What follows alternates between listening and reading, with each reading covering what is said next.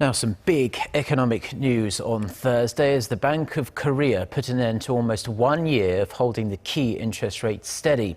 The surprise decision is part of the central bank's efforts to reinvigorate the economy at a time when the government is moving forward with its corporate restructuring drive. Hwang Ji-hye reports.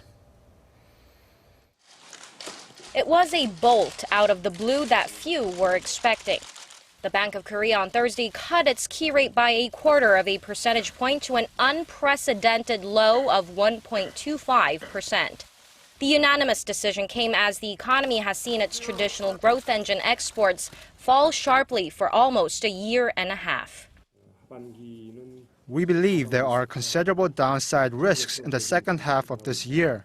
The slowdown in global trade is greater than we had forecast in April, and downward pressure could mount as the government's corporate restructuring gains momentum. But the top central banker brushed aside speculation that the rate trim is aimed at facilitating the process of corporate restructuring, adding that it was a preemptive move to tackle the low-growth trend.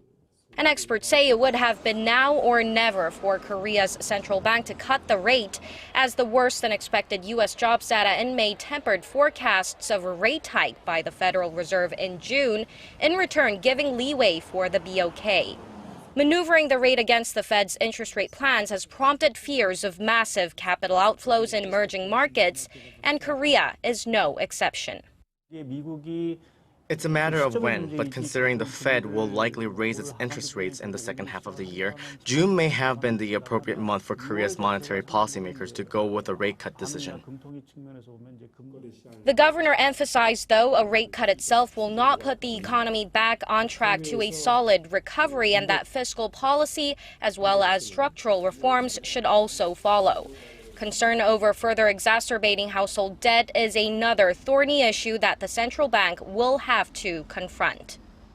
Despite the potential negative effects of a lower rate, Governor Lee left the door open for additional cuts, saying all options still remain on the table for possible scenarios ahead.